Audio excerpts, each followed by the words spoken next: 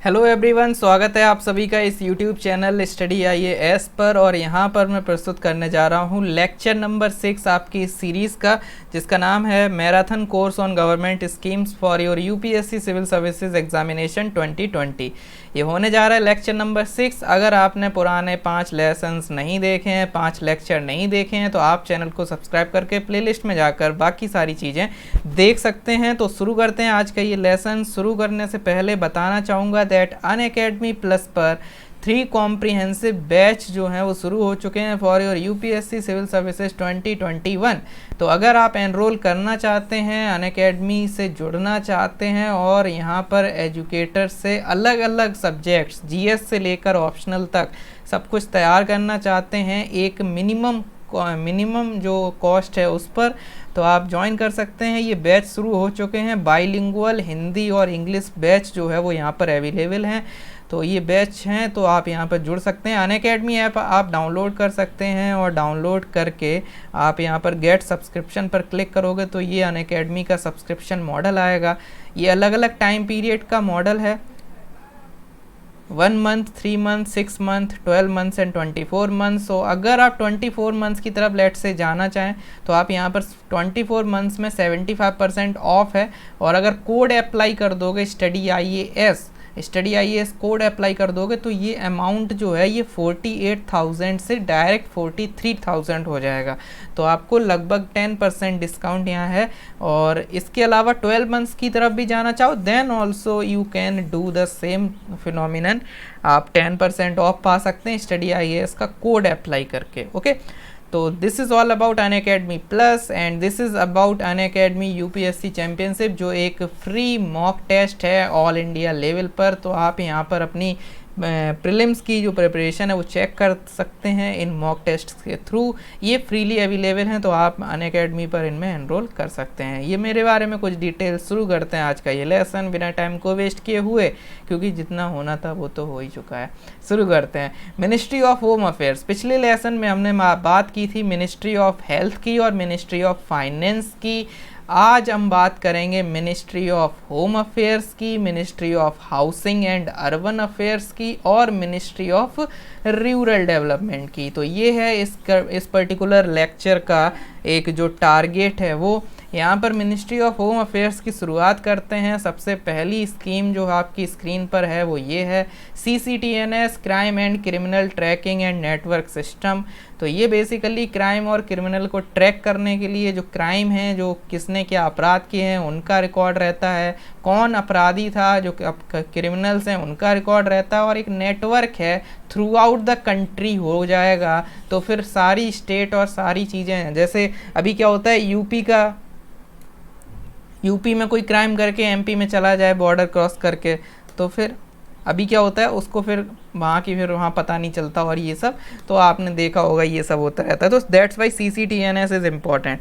तो यहाँ पे और भी अगर चीज़ें अवेलेबल भी हैं, ये चीज़ें अगर होती भी हैं तो बहुत ज़्यादा टाइम लगता है। ठीक है, कि अगर ऐसा कुछ इन्वेस्टिगेशन चाहिए तो फिर पूरा उसका प्रोसीजर होता है। तो हर चीज़ यहाँ पे सिंप्लीफाई हो जाएगी बाय यूजिंग ई-गवर्नेंस। ठीक है, तो provide citizen centric police service. इसके अलावा citizen centric police service provide करना भी इसका एक ऑब्जेक्टिव है, क्योंकि अभी हम देखेंगे इसमें जो नेशनल डिजिटल जो भी डिजिटल पुलिस प्लेटफॉर्म वगैरह बनेंगे तो FIR वगैरह भी ऑनलाइन हो सकती है। That's Y citizen centricity. आपकी अगर कौन सी रिपोर्ट की बात करें, आपकी जो सेकेंड ARC है वहाँ पे आपकी 12th रिपोर्ट है सेकेंड ARC की, जो आपकी सिटीजन सेंट्रिक सर्विसेज की बात करती है। या आप पब्लिक ऑर्डर, जो आपकी 5th रिपोर्ट है सेकेंड ARC की पब्लिक ऑर्डर की, ये सारी रिपोर्ट्स आपकी FIR वगैरह ऑनलाइन करो, ये करो वो करो, वहाँ बात करती थी। सो दैट्स वाई उन चीज़ों का इम्प्लीमेंटेशन देखने को मिल रहा है। Pan India search national database, pan India level पर डाटाबेस क्रिएट हो रहा है, चाहे वो क्राइम हो या वो क्रिमिनल हो। ठीक है,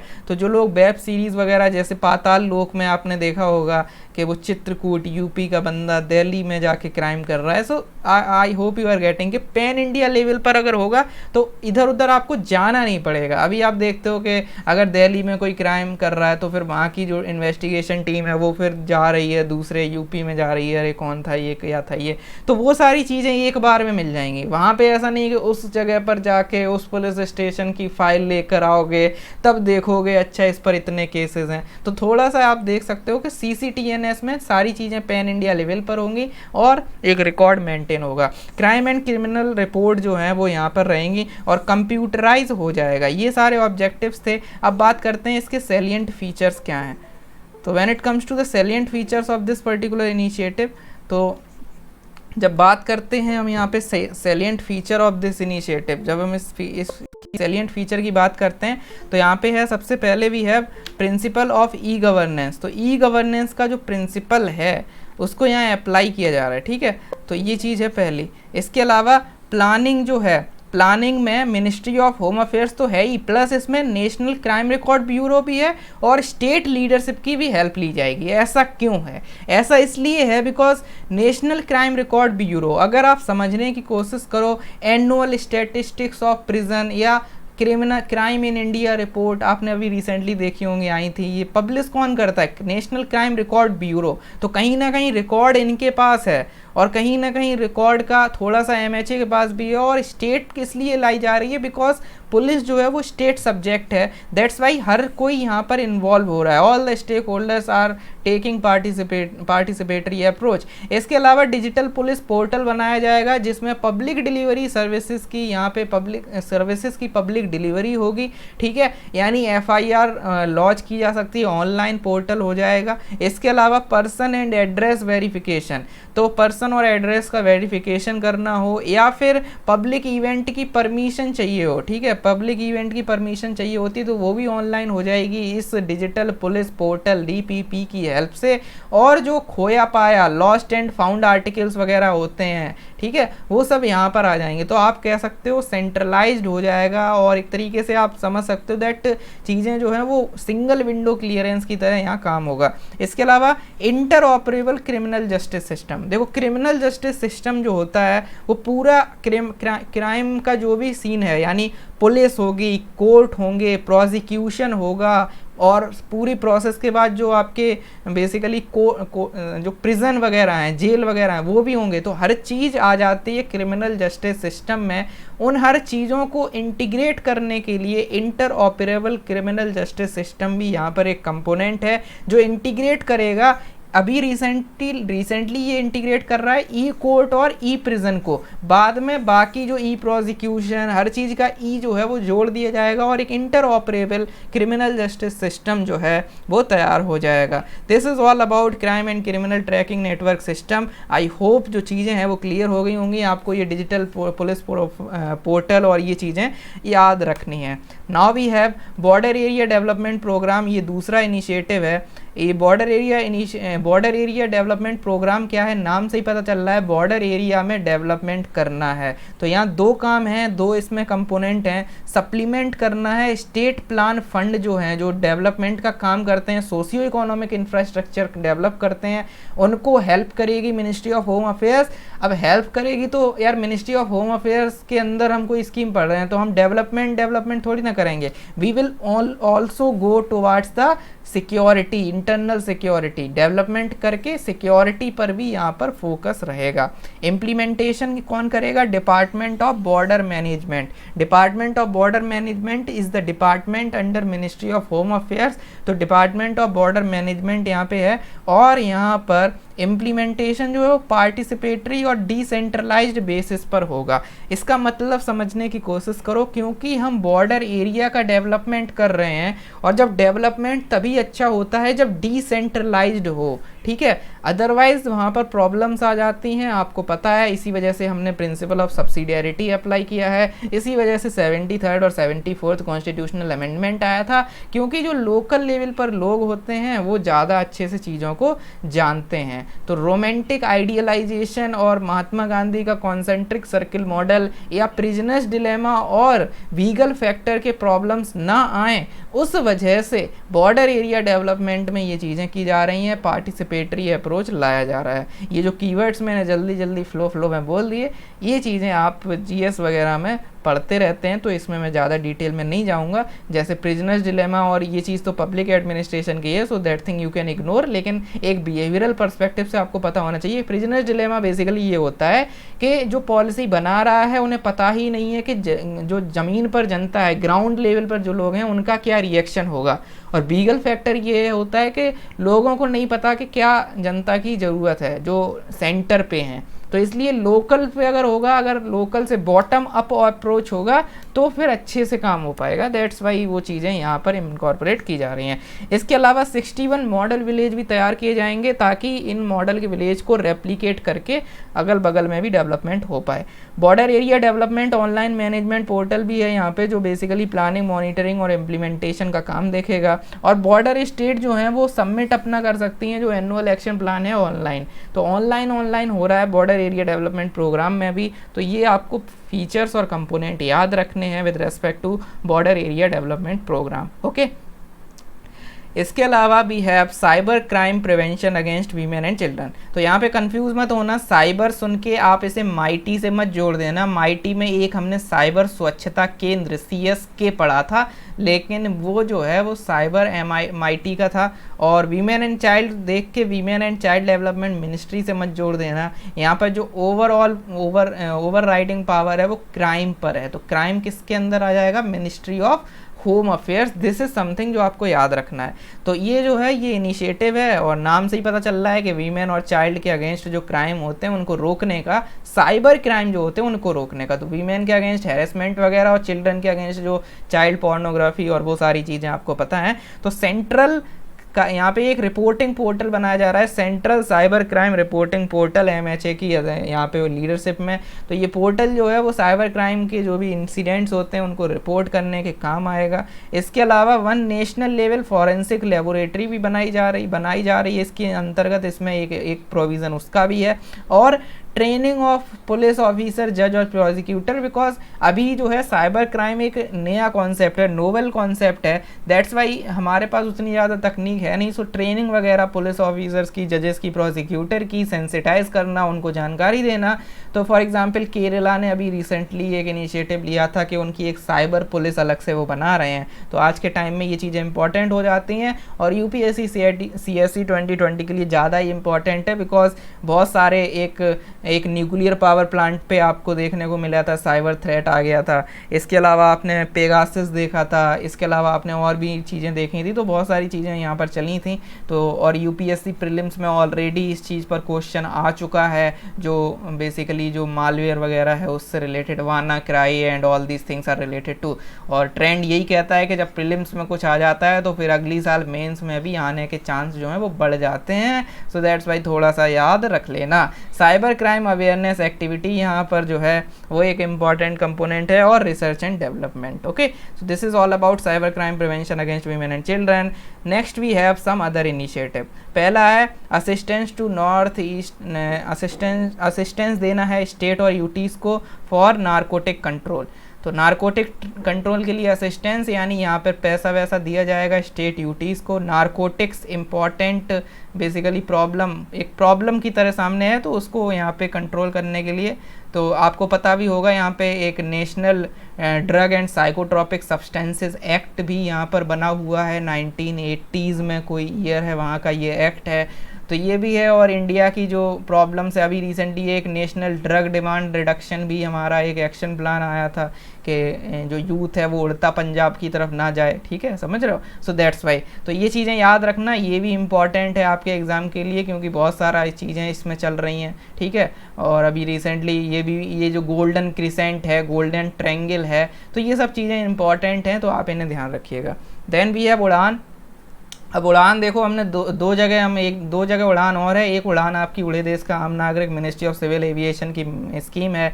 एक आपकी उड़ान जो है वो ministry of this HRD, human resource development में भी है उड़ान, लेकिन उसका नाम है उड़ान गिविंग विंग्स टू गर्ल्स, ठीक है। तो वो उड़ान वो जो उड़ान वाली जो उड़ान होती है वो है। और ये उड़ान क्या है, ये जम्मू कश्मीर के लिए स्पेशल इंडस्ट्री इनिशिएटिव है, जिसमें स्किल डेवलपमेंट वगैरह किया जाएगा जम्मू कश्मीर के भटके हुए युवाओं का। इम्प्लीमेंटेशन जो है वो NSDC करेगा, नेशनल स्किल डेवलपमेंट कॉरपोरेशन। एक और इनिशिएटिव है भारत के वीर। तो यहाँ क्या होता है, जो हमारे सैनिक जो हैं, जो शहीद हो गए हैं, जो बॉर्डर पे या नक्सली हमले में या नक्सली से लड़ते हुए या बॉर्डर पे कोई डिस्प्यूट में या जो भी आप देखते हैं न्यूज़ में, तो यहाँ पर क्या है, उनकी इन्फॉर्मेशन, उनका पूरा बैकग्राउंड, फैमिली बैकग्राउंड वगैरह, मतलब जो नॉर्मल डिटेल्स होती हैं, नाम वगैरह और एड्रेस वगैरह एंड वगैरह, और जो भी अचीवमेंट या जो इंसिडेंट हुआ जहाँ पर वो शहीद हुए, उस पूरी चीज़ों की यहाँ पे इन्फॉर्मेशन होती है। और साथ में the most important thing, bank account का यहाँ पर डिटेल दे दिया जाता है, जहाँ पर आप डायरेक्ट कंट्रीब्यूट कर सकते हैं, डोनेट कर सकते हैं, जिससे आप अपना पैट्रियोटिज्म जो है, अपने देश के लिए अपना कर्तव्य, अपनी ड्यूटी का एक निर्वहन कर सकें। और जिसको आप अकाउंट में पैसे दे रहे हो उसको बेसिकली जो सपोर्ट, फैमिली जो है उसको सपोर्ट भी होगा, जो शहीद की फैमिली है, जो शहीद हो गए उनकी फैमिली को भी सपोर्ट होगा। और साथ ही साथ गवर्नमेंट में जो एक रहता है कि आप अगर गवर्नमेंट को दोगे, गवर्नमेंट कहाँ देगी, तो एक तरीके का जो बीच में जो मिडलमैन वगैरह जो भी है, जो भी चांसेस हैं, वो सब यहाँ पे साफ हो जाएंगे। डायरेक्ट आपका पॉइंट टू पॉइंट कॉन्टैक्ट भी रहेगा। तो ये सारे इनिशिएटिव का इसके एडवांटेज हैं भारत के वीर पोर्टल, तो ये आपको पता होना चाहिए। इसके अलावा भी है मॉडर्नाइजेशन ऑफ पुलिस फोर्सेस। ये बेसिकली बात करता है कि हमारी पुलिस जो है, स्टेट वाली पुलिस, वो इतनी ज़्यादा कॉम्पिटेंट क्यों नहीं है, और इतनी ज़्यादा कॉम्पिटेंट नहीं है। इस वजह से क्या होता है, कभी कोई आतंकवादी कहीं मान लो ना हो, कभी ना हो, ठीक है, यही चाहेंगे, लेकिन कभी मान लो हुआ भी था, पुराना भी कोई देख लो, तो क्या होता है कि उसके बाद वो जो स्टेट वाली पुलिस तो साइड हो जाती है, फिर आपकी सेंट्रल आर्म्ड पुलिस फोर्सेस, उसमें सीआरपीएफ और बहुत सारी उसमें सीएपीएफ, और उसमें पूरी आपको पता है कि जो सेंट्रल पुलिस फोर्सेस हैं वो आती हैं। इसके अलावा आर्मी वगैरह भी बुलानी पड़ती है कभी कभी। So these things are there. तो स्टेट पुलिस क्या करती है, वो तो मतलब फिर इसलिए इसकी बात हो रही है, मॉडर्नाइजेशन करा जाए पुलिस का, ठीक है, ताकि जो सेंट्रल आर्म पुलिस फोर्सेस का डेप्लॉयमेंट होता है वो चीज़ें ना हो, कम हो, ठीक है। इसके अलावा ई सहज पोर्टल, ये क्या है, जैसे आप कोई प्रोजेक्ट बनाओ तो उसमें एनवायरमेंटल का इम्पैक्ट असेसमेंट कराना पड़ता है, EIA कराना पड़ता है कि इस जगह पर एनवायरमेंट पे क्या इम्पैक्ट पड़ेगा वगैरह एंड वगैरह। तो ऐसे ही कभी कोई अगर इंडस्ट्री वगैरह इस्टेब्लिश होनी है किसी ऐसे रीजन में जो सिक्योरिटी सेंसिटिव रीजन है, जैसे बॉर्डर एरिया है वगैरह एंड वगैरह, तो वहाँ पर वहाँ पे भी क्लियरेंस चाहिए होता है MHA का, तो वो क्लियरेंस ऑनलाइन कर दिया गया है ई सहज पोर्टल के द्वारा। और बोल्ड QIT बेसिकली भारत और बांग्लादेश के बीच में धुबरी रीजन में, धुबरी जो असम धुबरी और ये सब आपको पता है, तो वहाँ पे एक टेरेन इतना दिक्कत वाला है, नदी वगैरह भी है वहाँ पे, तो बॉर्डर वगैरह नदी में थोड़ी ना वो सैनिक खड़े रहेंगे, तो इसलिए उसमें पानी वानी की वजह से टेरेन और दिक्कत है, और इस वजह से वहाँ पे एक इलेक्ट्रॉनिक QRT इंस्पेक्शन सिस्टम लगाया जा रहा है, जो एक इलेक्ट्रॉनिक एक तरीके का चीज़ रहेगी, जिसमें बॉर्डर एक तरीके से वहाँ पे हम उस पर मॉनिटर कर सकते हैं। सो ये स्कीम है under comprehensive integrated border management programme, ठीक है, CIBMP, comprehensive integrated border management programme. तो यहाँ पर इसके इनिशिएटिव में बोल्ड QIT इम्पॉर्टेंट है बांग्लादेश के साथ बॉर्डर पर धुबरी एरिया में, ठीक है। सो दिस इज समथिंग जो आपको याद रखना है। नाउ यही थी हमारी मिनिस्ट्री ऑफ होम अफेयर्स। हमने मिनिस्ट्री ऑफ होम अफेयर्स में CCTNS पढ़ा, बॉर्डर एरिया डेवलपमेंट प्रोग्राम पढ़ा। इसके अलावा हमने वहाँ पर बात की आपके अदर इनिशिएटिव्स की, फॉर एग्जांपल हमने बॉर्डर एरिया डेवलपमेंट, CCTNS, और एक CCP PWC जो वीमेन एंड चाइल्ड के प्रिवेंशन ऑफ साइबर क्राइम था, और अदर इनिशिएटिव, छोटे मोटे इनिशिएटिव पढ़ लिए। अब बात करते हैं ministry of housing and urban affairs की।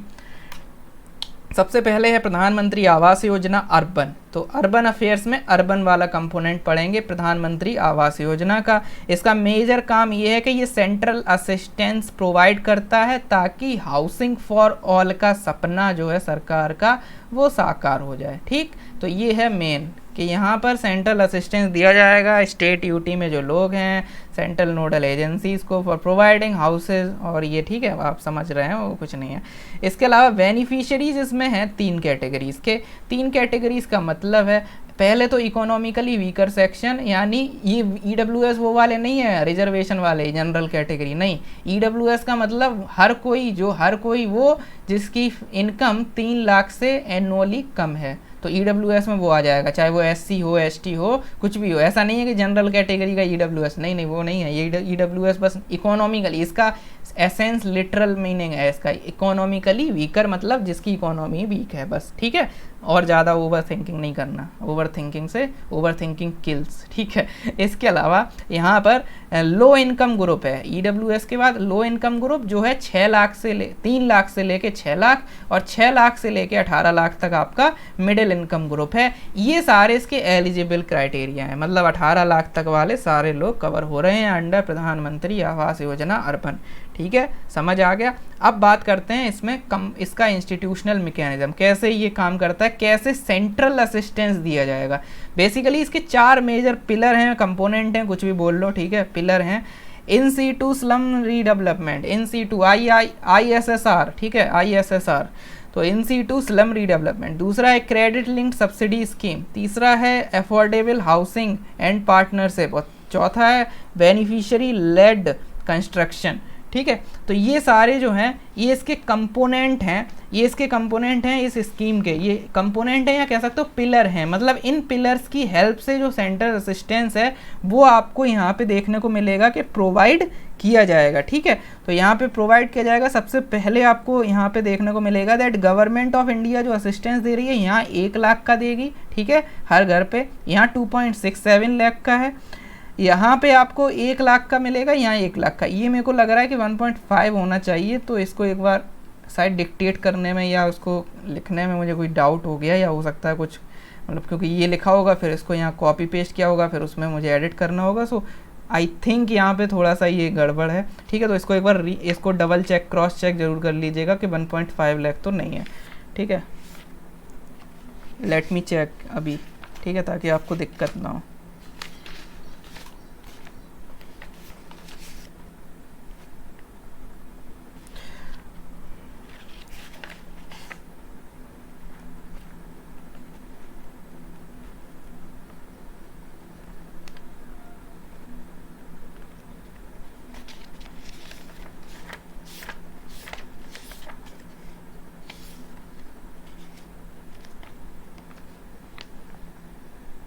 Okay, so this is 1.5 lakh, ठीक है।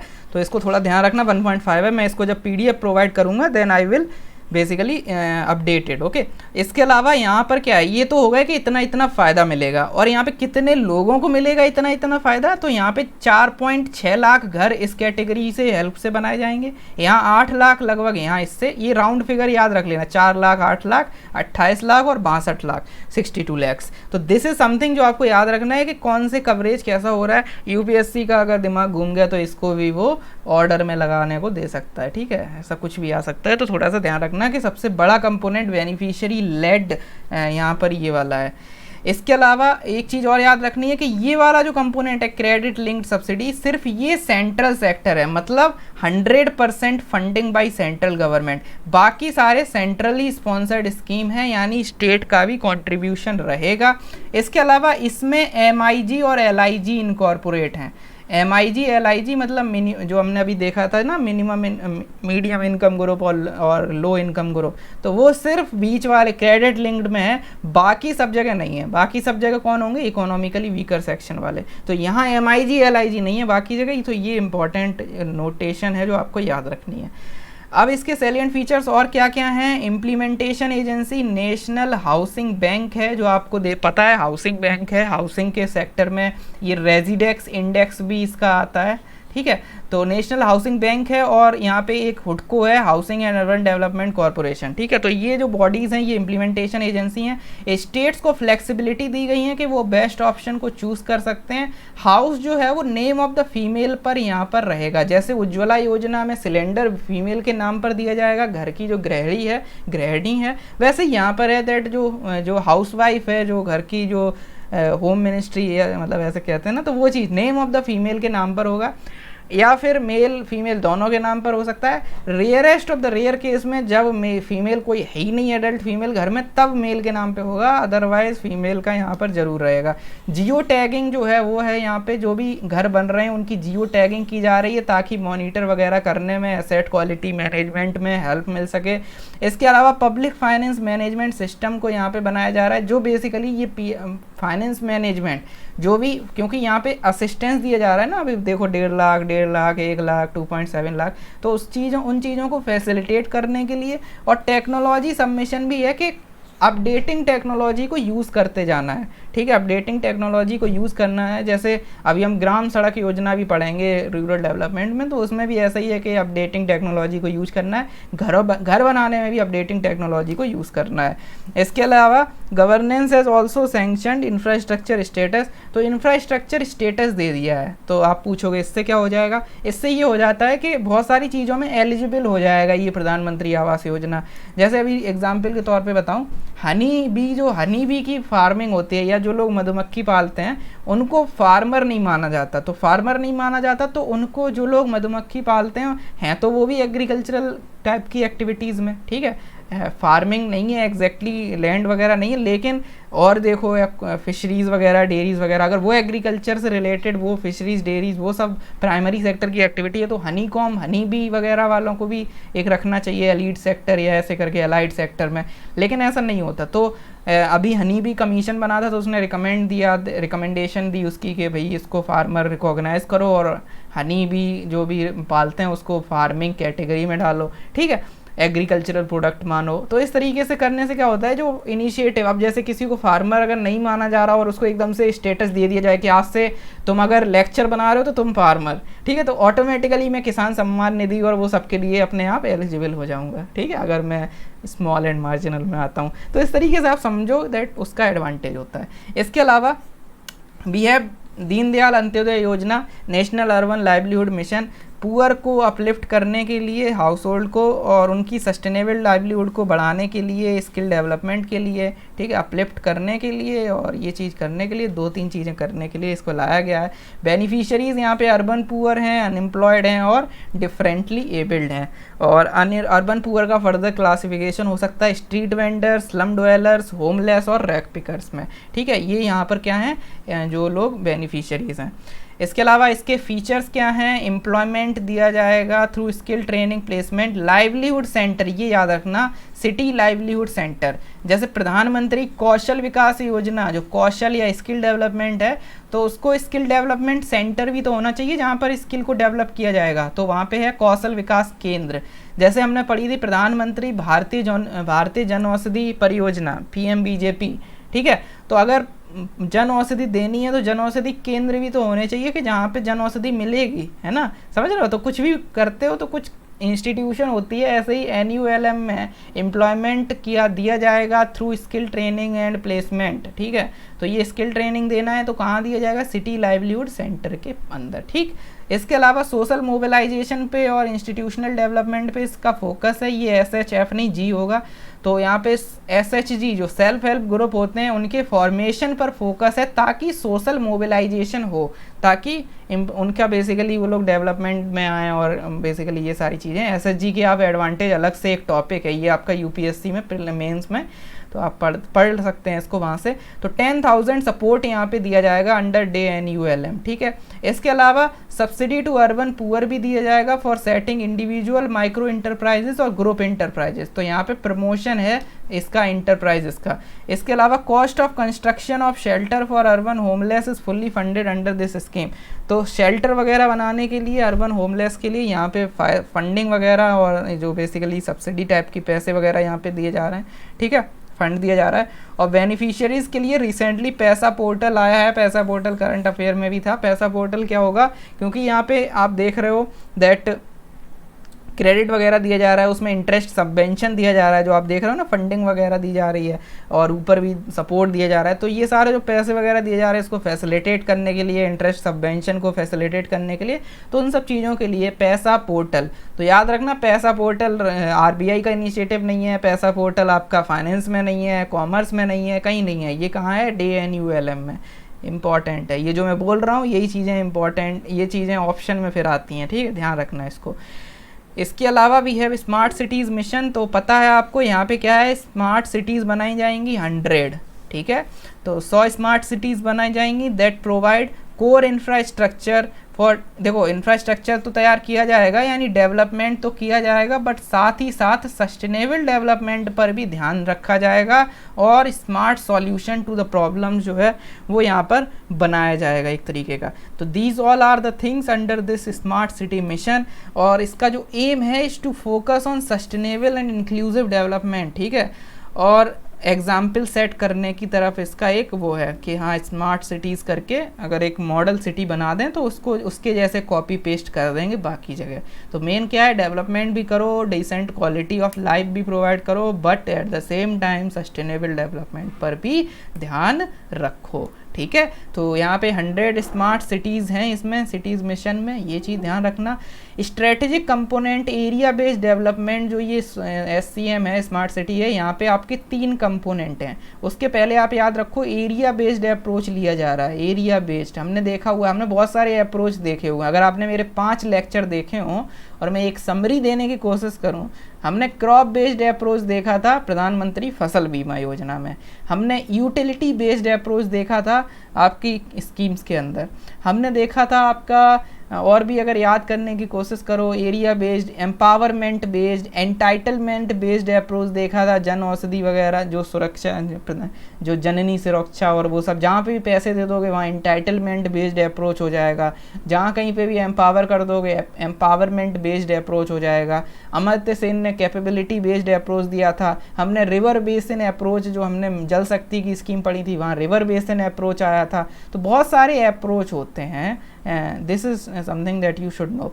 तो यहाँ पे क्या है, यहाँ पे इसमें स्मार्ट सिटीज़ में एरिया बेस्ड अप्रोच है, क्योंकि एक पर्टिकुलर एरिया पे फोकस किया जा रहा है। So focus is on a particular area, तो ये चीज़ ध्यान रखनी है। और इसमें 3 पिलर हैं, 3 पिलर हैं। What do you mean by this 3 pillar? तो पहला है सिटी इम्प्रूवमेंट, सिटी को इम्प्रूव किया जाएगा। So city improvement basically means that here we have the renovation component. तो सिटी को इम्प्रूव किया जाएगा, जो पहले से सिटी हैं, तो ऐसा तो है नहीं स्मार्ट सिटी में कहीं मंगल ग्रह पे जाके सिटी बनाने लगोगे, तो इम्प्रूव करोगे, है ना। सो पहला है रिनोवेशन, दूसरा है रिन्यूअल, तो ये है एक तरीके का रीडेवलपमेंट, तो ये थोड़ा सा अलग लेवल का के थोड़ा ज़्यादा चेंज किया जाएगा।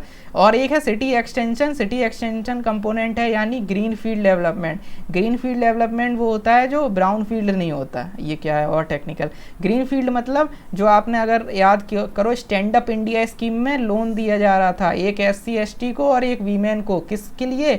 ग्रीन फील्ड प्रोजेक्ट के लिए। ग्रीन फील्ड में मैंने बताया था क्या होता है कि यहाँ पर नया प्रोजेक्ट आता है, ऐसा नहीं है कि कुछ बना बनाया उस पर कुछ कर दिया, नया प्रोजेक्ट, ठीक है, नया प्रोजेक्ट कुछ बनाया जाए।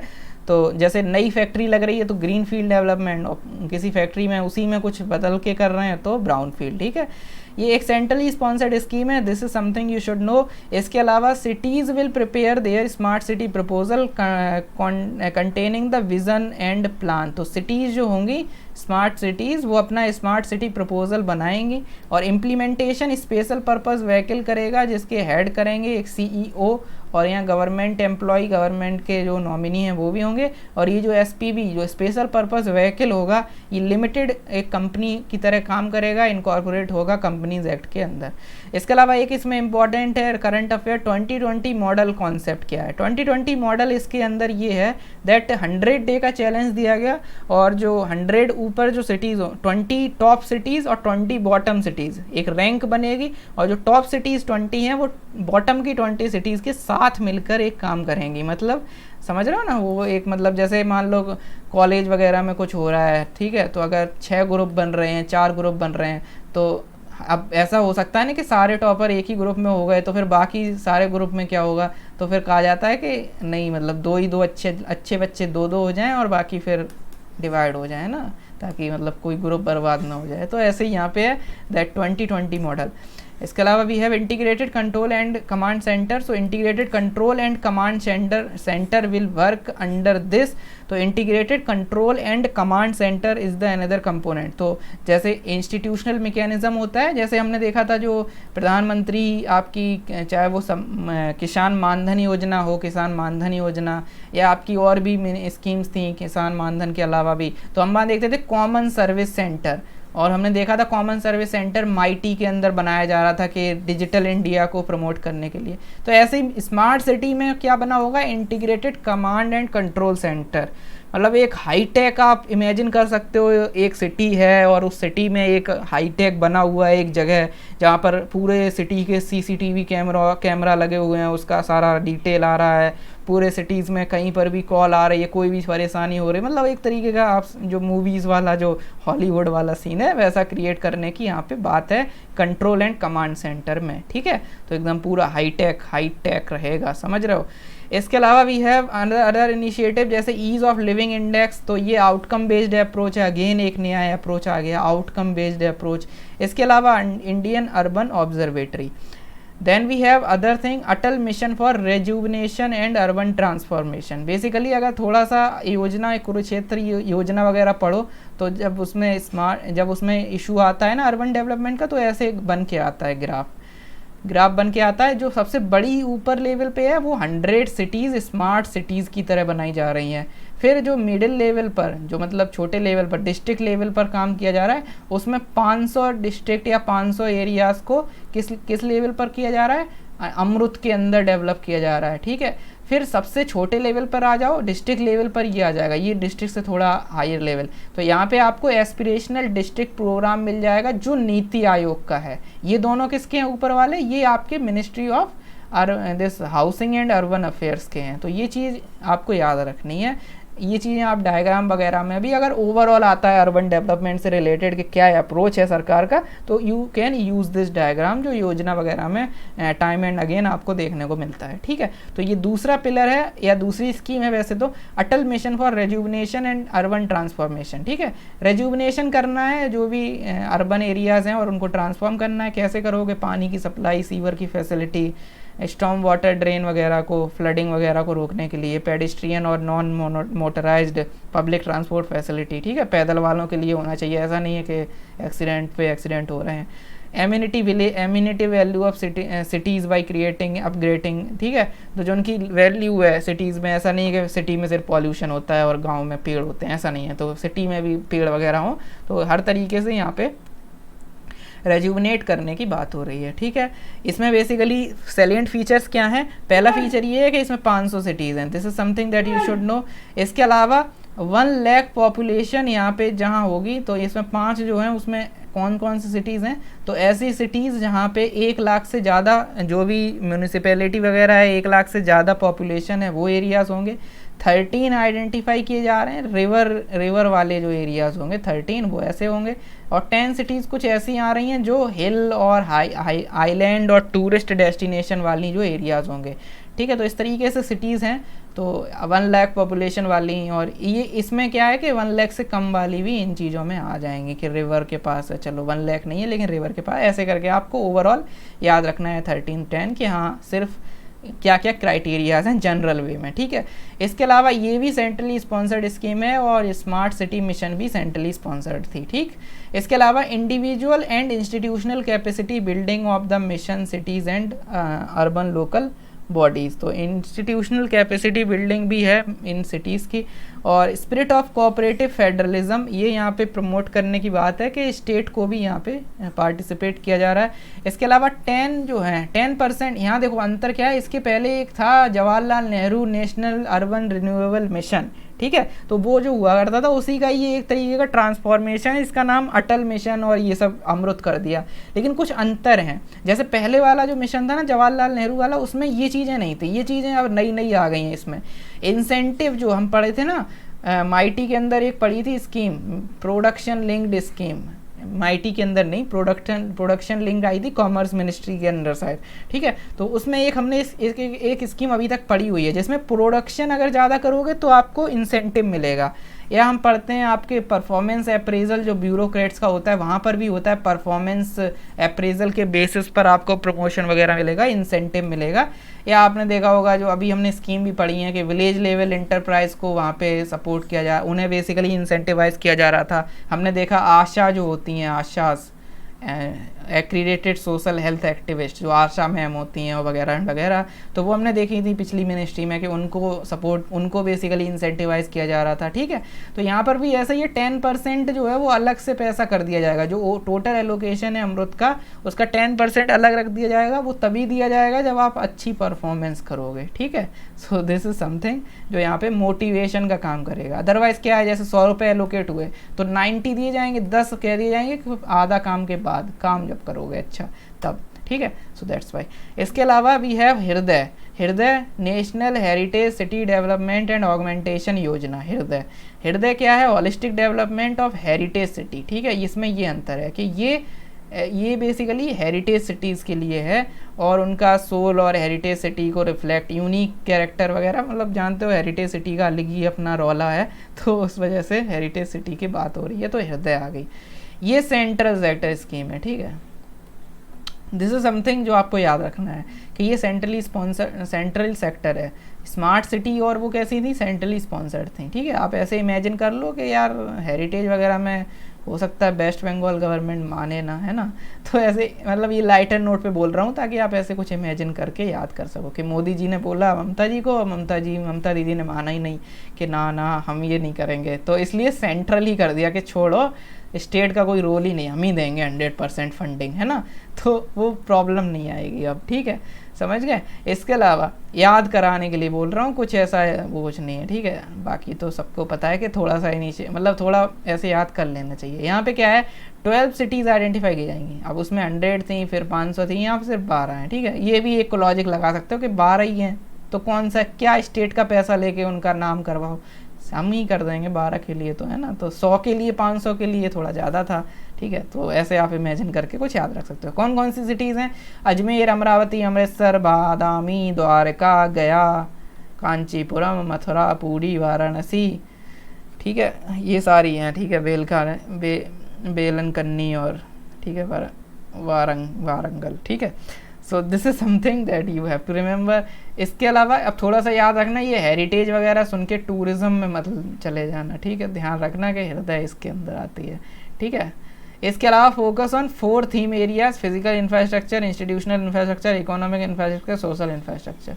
ठीक है, बाकी तो समझ आ गया। फिजिकल, ये सोशल क्या होता है, सोशल जब हम एजुकेशनल इंस्टीट्यूशन, हेल्थ और इन पे फोकस करते हैं तब।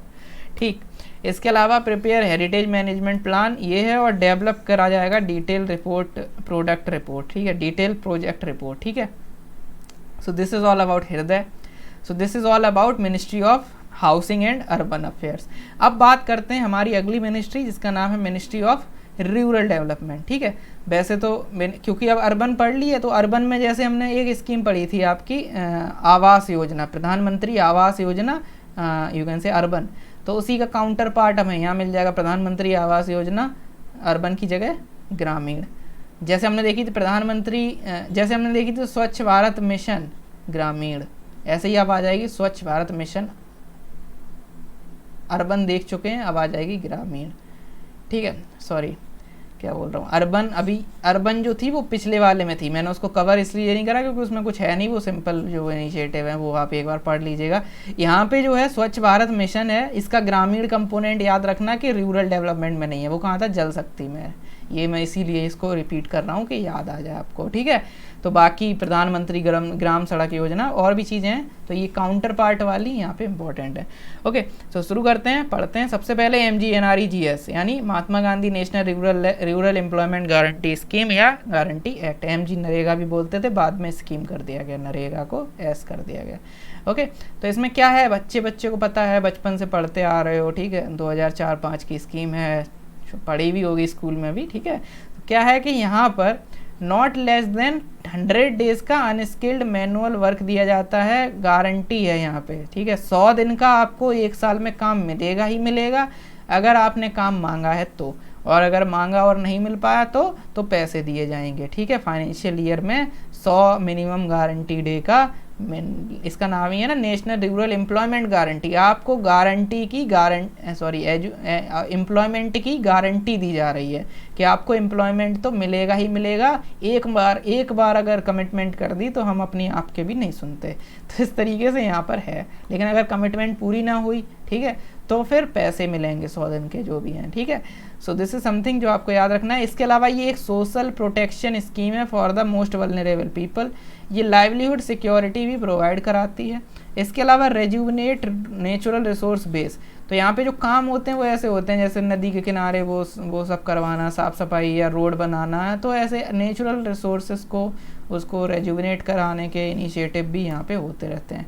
इसके अलावा create a durable and productive rural asset base, ये थोड़ा सा रूरल एसेट बेस जो हम बना रहे हैं, जैसे रोड बनाई जा रही है या कुछ भी हो रहा है, ठीक है, तो कुछ भी बनाया जा रहा है, एसेट क्रिएशन, घर बन रहे हैं, ठीक है, या ऐसा कुछ भी, तो create a durable and productive rural land assets base, तो ये है।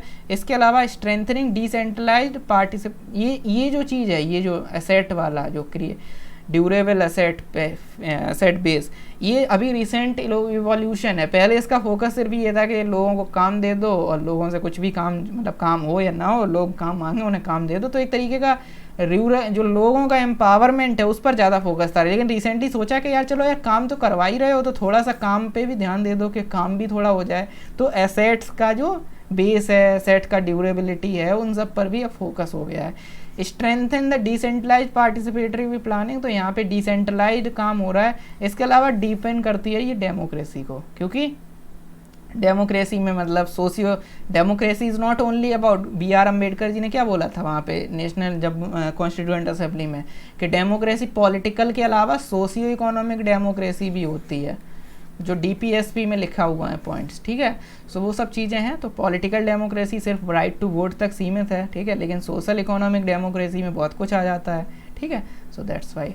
इसके अलावा सोशल ऑडिट जो है वो इसमें मैंडेटरी है, सोशल ऑडिट मैंडेटरी है। सोशल ऑडिट क्या है? सोशल ऑडिट में बेसिकली पहले जो डाटा वगैरह है, डाटा का मतलब यहाँ पे हिंदी में बोला जाए तो कहा जाता है सत्यापन, और हिंदी में इंग्लिश में बोला जाए तो वेरिफिकेशन। तो जो भी वहाँ पे रजिस्टर वगैरह है, जो भी क्या किसने काम किया, वो सब डाटा वगैरह उसको वेरीफाई किया जाता है। फिर चलो वो हो गया, उसके बाद जो जिसका नाम वगैरह वहाँ लिखा हुआ है जिस इंडिविजुअल का कि इसको काम मिला, उसको वेरीफाई किया जा सकता है, दूसरा वेरिफिकेशन। फिर चलो वो भी वेरीफाई हो गया कि हाँ हमें काम दिया गया था। फिर तीसरा कि काम क्या हुआ है, तो जगह का भी वेरिफिकेशन होता है। तो सोशल ऑडिट में ये सारे वेरिफिकेशन होते हैं। तो 3 वे प्रोसेस या 3 पिलर हैं। पहले देखा जाएगा रजिस्टर में क्या क्या लिखा हुआ है कि यहाँ पे इतना काम हुआ है, वो हुआ। फिर इंडिविजुअल के पास देखा जाएगा कि ये रजिस्टर तो फर्जी नहीं था, काम तुम्हें सच में मिला है, चलो ठीक है, उसने कह दिया हाँ। फिर तीसरे लेवल पर ये होगा, हो सकता है ये दोनों ही मिले जुले हों और काम ही ना हुआ हो ओवरऑल, तो काम भी देखा जाएगा, ठीक है। तो ऐसे करके आप सोशल ऑडिट के 3 पिलर यहाँ पे देख सकते हो। इसके अलावा और ये मैंडेटरी है ताकि करप्शन वगैरह ना हो, और सोशल ऑडिट इज़ इम्पॉर्टेंट, जहाँ पे आप क्या करते हो, मूरी करते हो। मूरी का मतलब मूरी एक्सप्रेस नहीं है ये, मूरी का मतलब ये पबेड में और सेकेंड ERC में ये चीज़ें लिखी हुई हैं। मूरी का मतलब मेजरमेंट, अंडरस्टैंडिंग, रिपोर्टिंग और इम्प्रूवमेंट, ये है MURI। तो चीज़ों को मेज़र करो, जो भी इनिशिएटिव हैं उनको समझो, उनको रिपोर्ट करो उनके बारे में और इम्प्रूव करो। तो ये इसका बेसिक पिलर होता है। तो at least 1/3 beneficiary shall be women, this is another component, ठीक है। तो देख रहे हो कैसे यहाँ पे चीज़ें जो हैं हर तरीके से कवर की जा रही हैं। इसके अलावा gram panchayat register household and issue a job card. Gram panchayat जो है वो हाउस होल्ड को रजिस्टर करेगी और जॉब कार्ड इशू करेगी वेरीफाई वगैरह करके। इसके अलावा employment will be provided within the radius of 5 kilometre. अब मेरा घर ये है तो 5 किलोमीटर के अंदर मुझे एम्प्लॉयमेंट मिलना है। सिर्फ ये नहीं है कि एम्प्लॉयमेंट के नाम पे मुझे 100 किलोमीटर दूर एम्प्लॉयमेंट मिलेगा ना, 5 किलोमीटर में एम्प्लॉयमेंट मिलना चाहिए। अगर 5 से 6 हो गया ना तो फिर पैसा भी 1 किलोमीटर का दोगे साथ में, ठीक है, देना पड़ेगा सरकार को एक्स्ट्रा वेज, ठीक है, ताकि मतलब एक हर चीज़ देखो कितनी प्रोएक्टिव, मतलब हर चीज़ कवर हो रही है। और वेज जो है वो मिनिमम वेज एक्ट 1948 के तहत दिया जाएगा for agricultural labour in the state, ठीक है। और राइट टू अनएम्प्लॉयमेंट अलाउंस, यहाँ पे अगर मैंने बोला ना 100 दिन का काम दिया, क्या गारंटी है, अगर नहीं दे पाए तो अनएम्प्लॉयमेंट अलाउंस दिया जाएगा, बेरोजगारी भत्ता दिया जाएगा। इसके अलावा scheme would now aim to improve quality और स्किलिंग वर्कर्स, एंटरप्रेन्योरशिप और hiring youth for the job. तो थोड़ा सा अब एसेट्स और स्किलिंग वगैरह पे फोकस हो रहा है। पहले देखो ये अनस्किल्ड के लिए है, ठीक है, अनस्किल्ड मैनुअल वर्क के लिए, लेकिन अब इसका ध्यान स्किल की तरफ भी जा रहा है और जो एसेट बन रही है उनकी क्वालिटी प्रोडक्टिविटी की तरफ भी जा रहा है। So this is all about MG NREGA, प्रधानमंत्री Mahatma Gandhi national rural employment guarantee scheme. अब बात करते हैं प्रधानमंत्री आवास योजना के ग्रामीण कंपोनेंट की। अर्बन कंपोनेंट याद है कि भूल गए? अर्बन कंपोनेंट क्या था? उसमें वो 4 स्कीम थी, ठीक है।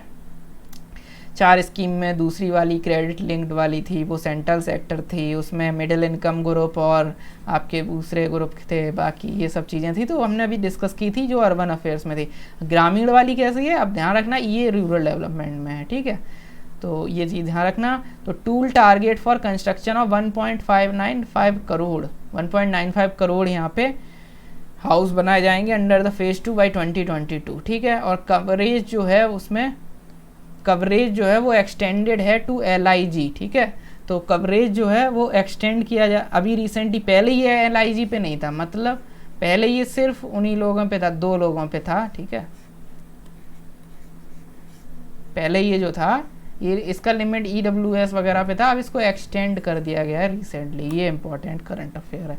अब यहाँ पे जो बेनिफिशियरी का आइडेंटिफिकेशन है वो सोशियो इकोनॉमिक कास्ट सेंसस के बेसिस पर होगा। अब याद करो ये हमने कहीं और भी पढ़ी है, सोशियो इकोनॉमिक कास्ट सेंसस जो है उसे हमने वहाँ पर भी यूज किया था जब हमने और जगह, मतलब जब हमने बेसिकली पुरानी स्कीम्स जो पढ़ी हुई थी तो वहाँ पे भी सोशियो इकोनॉमिक, जैसे आयुष्मान भारत, तो आयुष्मान भारत में जो 10 करोड़ परिवार और उनके 50 करोड़ लोगों को 5 लाख का कवर वगैरह दिया गया था, इंश्योरेंस कवरेज, तो उसमें सोशियो इकोनॉमिक कास्ट सेंसस का ही यूज किया गया था। सिमिलरली जो योजना उज्ज्वला योजना में सिलेंडर बांटे जाते हैं उसमें भी सोशियो इकोनॉमिक कास्ट सेंसस का यूज होता है। प्रधानमंत्री आवास योजना ग्रामीण में भी सोशियो इकोनॉमिक कास्ट सेंसस का यूज होता है। तो ऐसे आप याद रखिए, ठीक है। ऐसे 2 फायदे हैं, एक तो याद भी हो जाते हैं और दूसरा ये भी कि कभी UPSC यही पूछ दे कि सोशियो इकोनॉमिक कास्ट सेंसस के बारे में, तो आप ऐसे करके अपना एक हॉलिस्टिक अप्रोच तैयार कर सकते हो, ठीक है।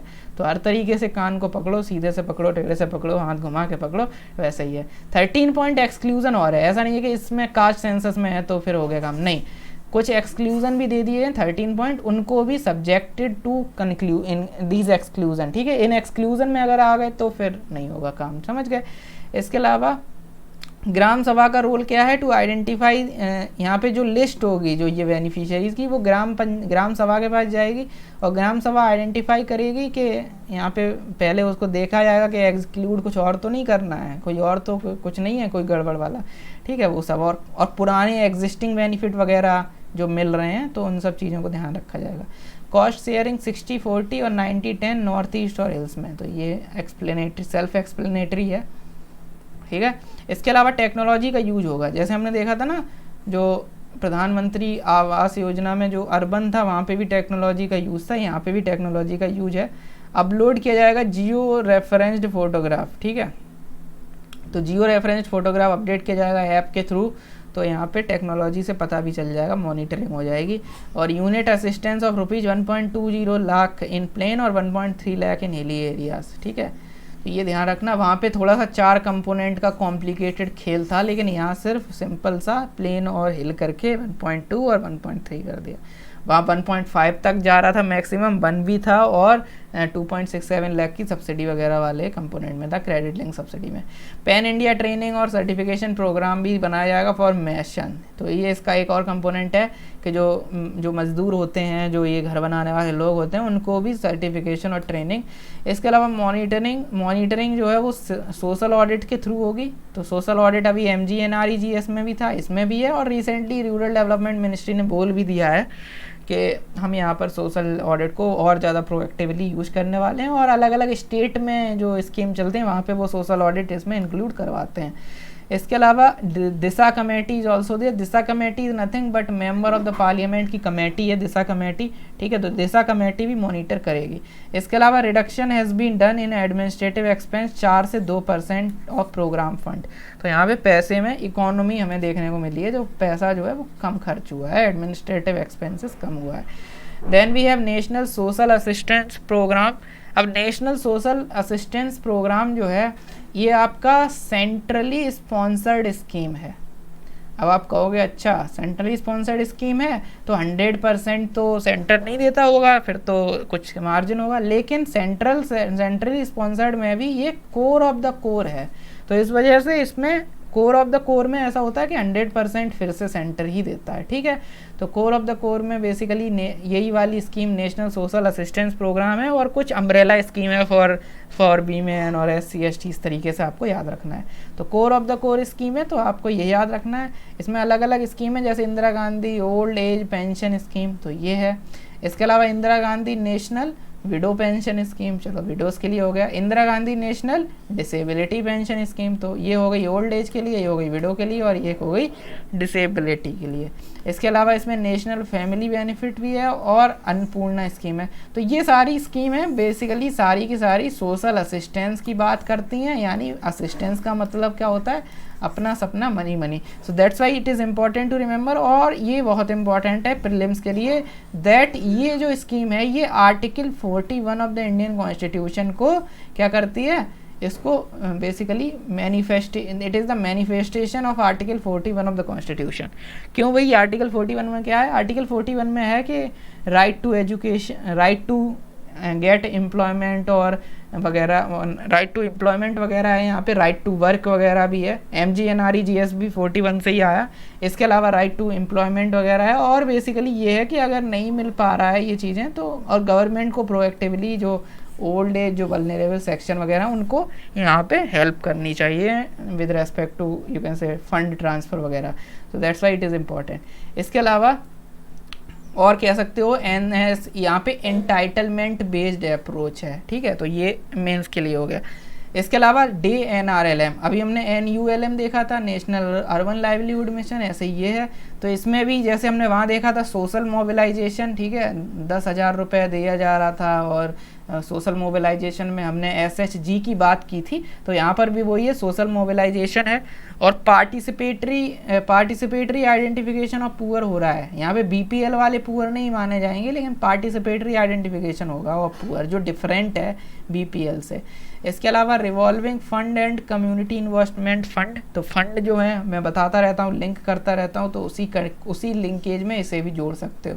इसके अलावा फाइनेंशियल इंक्लूजन, तो यहाँ पे पैसे वगैरह इंक्लूजन वगैरह कैटेलिटिक कैपिटल प्रोवाइड किया जाएगा। इट इम्प्लीमेंट्स आजीविका स्किल डेवलपमेंट प्रोग्राम जो ASDP है, तो 25% फंड फॉर दिस, तो जो टोटल DNRLM का फंड है उसका 25% आजीविका डेवलपमेंट प्रोग्राम में, स्किल डेवलपमेंट प्रोग्राम में जाता है।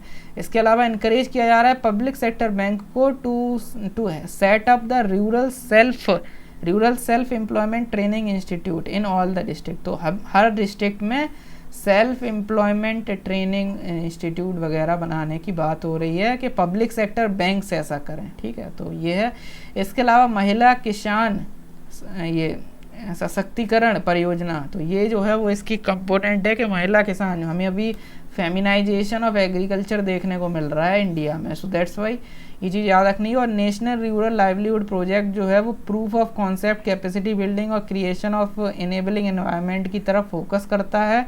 और वर्ल्ड बैंक यहाँ पे असिस्ट, नेमली वर्ल्ड बैंक का जो national rural employment transformation project है, ये इसमें NRLM में अप्रूव हो गया है, तो इसका मतलब है कि इसका भी जो फ़ायदा होगा वो NRLM के थ्रू प्रोवाइड किया जाएगा। नेक्स्ट वी हैव सांझी, यानी सांसद आदर्श ग्राम योजना, ठीक है, सांसद आदर्श ग्राम योजना सांझी, तो सांसद से ये ऐसे SAAN हो गया, सांसद आदर्श ग्राम योजना। इसमें क्या है बेसिकली मॉडल विलेज, आदर्श का मतलब क्या है, आइडियल, ओके, आदर्श means ideal, ideal means model, तो मॉडल विलेज होंगी 3 बाई 2019, तो 2019 तक 3 मॉडल विलेज बनानी है, और 5 और ज़्यादा विलेज बनाई जाएंगी बाई 2024, ठीक है, तो 2019 से लेके 24 तक, ठीक है, इसका 5 बनेंगी, और पहले ये 3 का था, ठीक है, 15-16 के टाइम पे ये लॉन्च भी हुई थी, तो 3 पहले था, पर ईयर एक करी जाएगी, तो ऐसे करके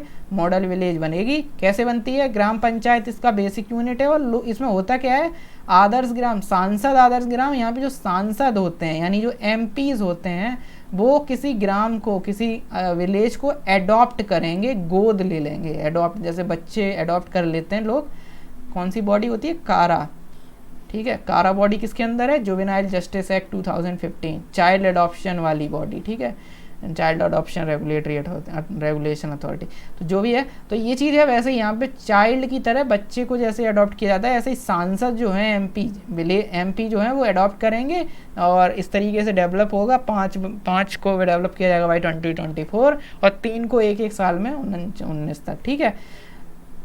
यहाँ पे ग्राम पंचायत बेसिक यूनिट है। लोकसभा एमपी जैसे हैं, मान लो एमपी लोकसभा, तो वो अपनी कॉन्स्टिट्यूएंसी से कोई भी विलेज जो है, अपनी कॉन्स्टिट्यूएंसी की कोई भी विलेज है उसे यहाँ पे अडॉप्ट कर सकते हैं। राज्यसभा एमपी, अब लोकसभा में कॉन्स्टिट्यूएंसी का रिप्रेजेंट करते हैं जो एमपी होते हैं, तो इन्होंने वहाँ से कर लिया। राज्यसभा में कॉन्स्टिट्यूएंसी को रिप्रेजेंट नहीं करते, राज्यसभा में स्टेट रिप्रेजेंटेशन होता है। तो ये तो आपको पता होगा पॉलिटी का फैक्ट, तो उसी से याद रख लो कि क्योंकि स्टेट का होता है तो जिस स्टेट से आ रहे हैं उस स्टेट का कोई भी विलेज यहाँ पे अडॉप्ट करना पड़ेगा, ठीक है। और एमपीज़ के लिए कंडीशन ये है कि अपनी विलेज यहाँ नहीं कर सकते, ये एक एक्सक्लूज़न है, एक लिमिटेशन है इनके ऊपर कि अपना गांव नहीं कर सकते, और ना अपने स्पाउस का, अपने मतलब हस्बैंड, अगर मेल है तो अपनी वाइफ का और फीमेल है तो अपने हस्बैंड का गांव वगैरह भी अडॉप्ट नहीं कर सकते, ठीक है। तो ये इसके अलावा जो नॉमिनेटेड एमपी हैं वो पूरी कंट्री में कोई भी कर सकते हैं, ठीक है। तो यहाँ ना स्टेट का सीन है ना ये है, ठीक है।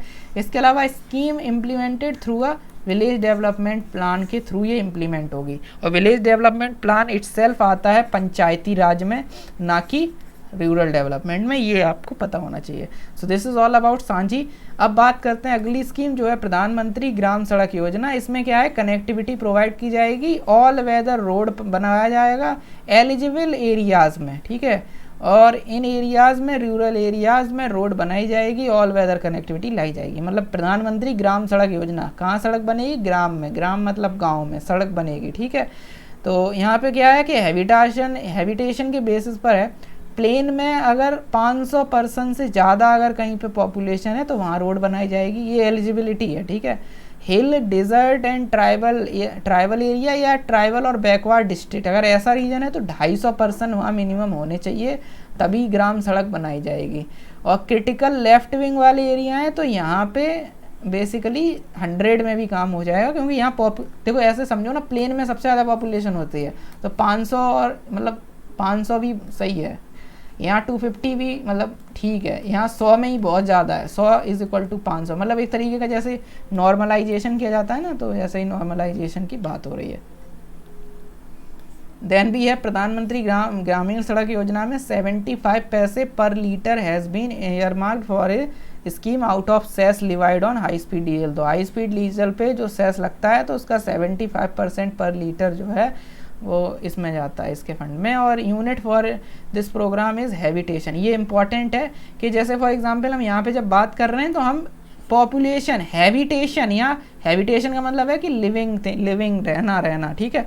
तो हम ये देख रहे हैं कि 500 लोग रह रहे हैं कि 100 लोग रह रहे हैं कि 100 लोग रह रहे हैं कि 250 रह रहे हैं, तो लोगों को देख रहे हैं, ना कि ये देख रहे हैं कि ये एरिया कैसा है, कि यहाँ रिवेन्यू कैसा है, या कोई एरिया बेस्ड अप्रोच नहीं है, यहाँ क्या है, हैबिटेशन बेस्ड अप्रोच है, कह सकते हो। So this is important. इसके अलावा maintenance of rural road constructed under PMGSY is responsibility of state government. तो मेंटेनेंस स्टेट की बात है। इसके अलावा ग्रीन टेक्नोलॉजी को इनकरेज किया जाएगा, जैसे हमने प्रधानमंत्री आवास योजना ग्रामीण हो या प्रधानमंत्री आवास योजना अर्बन हो, हर जगह टेक्नोलॉजी का यूज़ किया, तो यहाँ पे भी ग्रीन टेक्नोलॉजी का यूज होगा। जैसे वेस्ट प्लास्टिक का यूज़ कर लिया हमने, कहीं हो पाया तो कोल्ड मिक्स का यूज़ कर लिया, जियो टेक्सटाइल का यूज़ कर लिया, फ्लाई ऐश का यूज कर लिया, आयरन कॉपर का यूज कर दिया, उसके स्लैग का। तो ऐसे टेक्नोलॉजी को यूज़ करना है। और कॉस्ट शेयरिंग यहाँ पे है, ठीक है, यानी ये कैसी है, कॉस्ट शेयरिंग वाली है, तो यहाँ पे इस तरीके का याद रखना। इसके अलावा भी है नीलांचल नेशनल वाटरशेड प्रोजेक्ट। अब अगर याद हो तो हमने एक पढ़ी थी प्रधानमंत्री कृषि सिंचाई योजना, ठीक है, याद ही नहीं होगा, चलो है तो अच्छी बात है। प्रधानमंत्री कृषि सिंचाई योजना में 4 कंपोनेंट थे, वो कंपोनेंट वाली थी एक्सेलरेटेड इरिगेशन बेनिफिट प्रोग्राम, पहला था ये, ठीक है। इसके अलावा उसमें था आपका हर खेत को पानी, इसके अलावा था पर ड्रॉप मोर क्रॉप, और एक लास्ट कंपोनेंट था वाटरशेड मैनेजमेंट। तो इसी वाटरशेड मैनेजमेंट को स्ट्रेंथन करने का काम नीलांचल वाटरशेड मैनेजमेंट है। ये स्कीम एग्रीकल्चर मिनिस्ट्री की थी, लेकिन वहाँ पे ये वाटरशेड मैनेजमेंट में कुछ बोले नहीं थे तो यहाँ बोल दिए आके, ठीक है। तो ये ध्यान रखना। और ये वर्ल्ड बैंक असिस्ट कर रहा है, ठीक है, ध्यान रखना, इंपॉर्टेंट टू नो, क्योंकि आपकी एग्रीकल्चर की कौन सी असिस्टेंस कर रहा था World Bank, national agriculture higher education programme. Jal Shakti में 3 ऐसी स्कीम थी जो वर्ल्ड बैंक असिस्ट कर रहा था, अटल भूजल योजना, इसके अलावा नेशनल हाइड्रोलॉजी प्रोजेक्ट और dam rehabilitation and improve programme drip. तो ये सब चीज़ें याद रखना कि कौन कहाँ असिस्ट कर रहा है। और एक जगह यूएनडीपी भी असिस्ट किया था, हमने पिछले लेसन में देखा, तो वो आप कमेंट में बताओगे कि यूएनडीपी ने कहाँ असिस्ट किया था। So it is assisted by world bank और प्रोजेक्ट इम्प्लीमेंटिंग एजेंसी जो है वो डिपार्टमेंट ऑफ लैंड रिसोर्स है। डिपार्टमेंट ऑफ लैंड रिसोर्स जो है वो एक बेसिकली आपकी मिनिस्ट्री ऑफ ये जो रूरल डेवलपमेंट है इसी के अंदर आता है ये। तो ये डिपार्टमेंट प्रोजेक्ट इम्प्लीमेंटेशन एजेंसी है, ठीक है। So this is something that you have to remember with respect to Neelanchal watershed management project, and this is also it for this lesson, this is it for the day. I hope जो चीज़ें हैं वो समझ आ गई होंगी अच्छे से। So आज हमने अर्बन एंड हाउसिंग अफेयर्स पढ़ लिया, रूरल डेवलपमेंट पढ़ लिया और होम अफेयर्स पढ़ लिया। अभी आगे आने वाले लेसन में हम और स्कीम्स इसी तरीके से कवर करेंगे। I hope this lecture series is helpful for you. अगर ये हेल्पफुल है तो you can subscribe to this channel and you can like this video. Okay, thank you so much and bye bye.